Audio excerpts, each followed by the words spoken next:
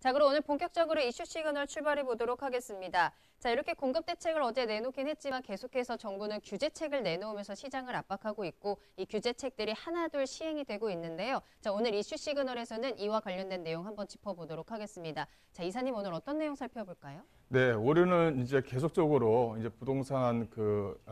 부동산에 대한 대책이 나오고 있는데요. 그 중에서 임대차 보호법에 대해서 상당히 좀 문의 전화가 많은 것 같아요. 우리는 임대차 보호법을 Q&A 식으로 해서 국토교통부가 발표한 내용이 있습니다. 그걸 좀 정리를 해서 보여드리도록 하겠습니다. 영상을 먼저 보시겠습니다.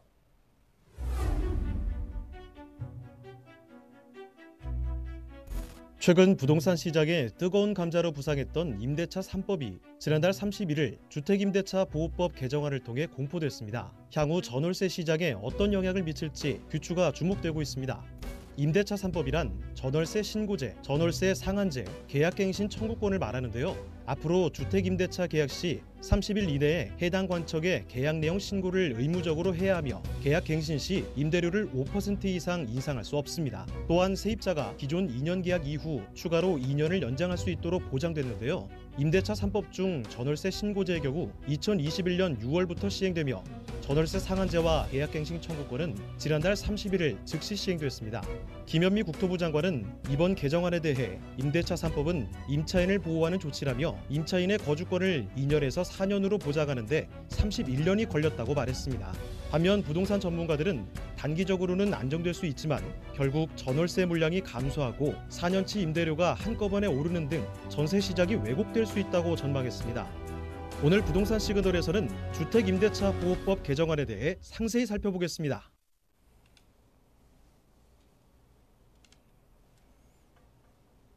네, 이제 그 주택임대차 보호법 방송에서 또 이제 그 신문에서 좀 많이 나오고 있는 내용입니다. 이제 그 뭐랄까요, 집주인 이런 용어를 이제 쓰기는 좀 이제 거북해졌죠. 뭐냐면 임대인과 임차인이 동등한 이제 상호 갑을 관계에서 상호 진행되는 부분이 있다. 이렇게 좀 보시면 될 것 같아요. 이 과거 같은 경우는 임대인이 내가 예를 들어서 1,000만 올릴 테니 너 갈래 나갈래 집을 뺄래 이렇게 이제 했었는데 이제 그러지 않고 이제 대등한 관계를 좀 만들어냈다. 어떻게 보면 임차인에게 임대차 3법이 통과됐다고 해서 임대차의 어떤 보호가 선진국 수준에 맞느냐 이런 부분은 좀 남아있는 것 같습니다. 하지만 일단은 시작은 됐다. 이렇게 좀 보시면 될 것 같고요.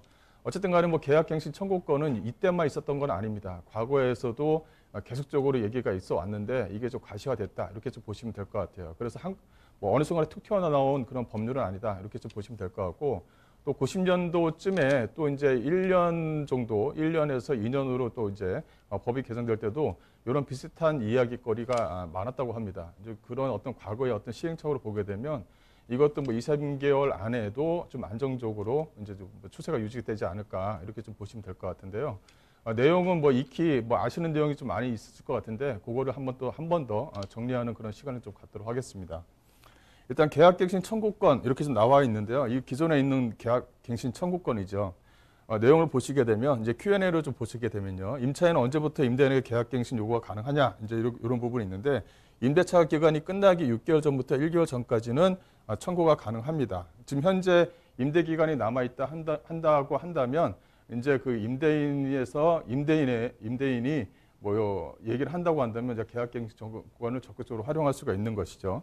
단 뭐냐면 이 계약갱신 청구권 행사 기간 관련해서 개정 사항이 있는데 현재까지는 1개월이지만 20년 이제 2개월 이상으로 2개월 전에 진행을 합니다. 2개월 정도 남아 있어야 된다. 이제 1개월이 2개월이 되는 거죠. 2020년 12월 10일 이후에 체결된 이런 것은 이렇게 적용된다. 이렇게 좀 보시면 되는 거고요. 갱신 청구권은 몇 회 적용되느냐? 이제 1회 정도 행사가 가능하고 그러니까 2년에서 총 4년이 됩니다.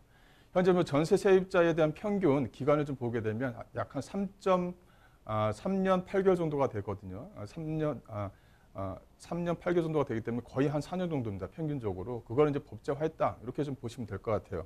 그래서 이 내용 자체에서는 큰 의미가 없었던 거죠. 근데 이거를 그냥 법제화했다. 요거만 있는 겁니다. 그래서 이것을 외부에서 얘기한 것처럼 새롭게 나온 그런 법률은 아니다. 이렇게 좀 보시면 될 것 같아요. 그 무시적 갱신도 행사가 가능한가? 이건 좀 보셔야 될 것 같은데 무시적 갱신은 그렇지 않다라고 나옵니다. 이 개정법률에 따른 갱신 요건 행사는 명확한 의사 표시를 하는 경우에만 가능하다. 그래서 갱신 요구권, 과거에는 이제 2년 동안 아무 말 없으면 자동적으로 이제 연장이 됐었는데, 이 묵시적 이 계약갱신 청구권을 행사하기 위해서는 적극적으로 활용을 해야 된다. 이렇게 좀 보시면 될 것 같아요. 여기서 이제 사례를 하나 이제 얘기를 좀 나왔는데요. 임차인 갑과 임대인 을이 17년 9월에서 19년 9월까지 최초 전세 계약을 맺었고, 묵시적으로 이제 19년 9월부터 21년 9월까지 계약갱신이 된 경우에도 임차인 갑은 임대인 을에 대하여 계약갱신 요구권의 행사가 가능하다라는 것입니다. 이제 묵시적 갱신에 대해서 지나갔어요. 묵시적 갱신이 지나갔으면 나중에 한 번 더 이제 계약갱신 청구권으로 해서 2년 더 이렇게 이제 되는 겁니다. 그래서 앞으로는 이 묵시적 갱신을 할 때는 그 묵시적 갱신으로 해서 그냥 지나가는 것이 아니라 계약갱신을 하고 싶으면 적극적으로 활용하라, 이런 내용이 좀 포함되어져 있는 부분도 있습니다. 이 법 시행 전 잔존 기간만 있으면 모두 갱신이 가능하냐? 법 시행 전의 잔존 기간, 즉 6개월에서 1개월, 요 잔존 기간이 남아 있다고 한다면 가능하다는 것입니다. 이 기존 계약의 연수에 상관없이 1회 2년 갱신권을 부여할 수가 있습니다. 다만 계약 기간이 1개월 이상 남아 있어야 하고요. 또 20년 12월 10일 이후에는 최초 계약 체결하거나 갱신된 계약은 2개월 이상 남아 있어야 됩니다. 이런 부분을 좀 임차인 입장에서는 좀 주의하셔야 된다, 이렇게 좀 보시면 될 것 같고, 또 임대인이 법 시행 전에 제3자와 새로운 임대차 계약을 맺은 경우에도 임차인이 계약갱신 요구권을 행사할 수 있는지 이렇게 좀 되어져 있죠. 요거는 이제 불가능하다는 것입니다. 그러니까 법 시행 전에 제3자와 새로운 임대차 계약을 맺은 경우, 임대인이 계약을 맺은 요때는 이제 안 된다는 것이죠. 요것은 뭐냐면 법적 안정성을 위해서 그렇다는 것입니다. 그래서 제3자와 계약이 체결된 경우에는 예외적으로 계약갱신권을 부여하지 않는 이 부칙을 좀 두고 있다는 거, 이것도 좀 아셔야 될 부분이고요. 다만 뭐냐면 임대인은 법 시행 전 제3자와 계약 체결 사실을 입증해야 합니다. 그러니까 일부러 또 그럴 수가 있는 거잖아요. 그래서 계약 체결 사실을 입증할 수 있어야 되는데, 계약서만은 아니고 계약금을 수령할 수 있는 뭐 계좌이체했었던 통장 사본이라든가 어쨌든 간에 그런 부분까지도 있어야 된다는 것이다. 요게 이렇게 돼서 이런 부분이 있다, 이렇게 좀 보시면 될 것 같고요. 임대인이 법 시행 이후에 제3자와 계약을 체결한 경우, 아까 전에 법 시행 전이잖아요. 이번에는 법 시행 전에 제3자와 계약을 체결한 경우에는 계약갱신 요구권을 임차인에게 부여를 합니다. 그래서 임대인이 제3자와 계약 체결을 이유로 갱신 요구를 임대인이 거절할 수가 없습니다. 이 내용도 있고요. 또 법 시행 이후에 계약 기간이 만료되는 경우, 즉 임대인이 계약 만료가 6개월 전부터 1개월 전까지 임차인에 대하여 갱신 거절만 한 경우, 요거는 이제 계약 갱신이 가능하다는 것입니다. 이 내용이 있고요.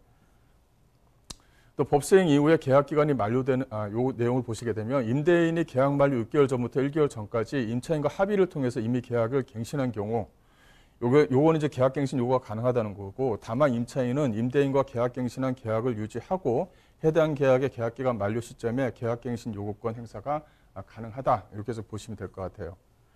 즉 뭐냐면, 요거 한 번 더 말씀을 드리자면, 임차인 갑은 20년 8월 달에 계약갱신 요구권을 행사해서 5% 미만으로 임대료를 조정하거나, 여기서 이제 임대료를 조정하거나 또 8% 증액한 기존 임대차 계약 관계를 유지하면서 그 차후에 2년 있다가 계약갱신권을 한 번 더 행사가 가능하다라는 것입니다.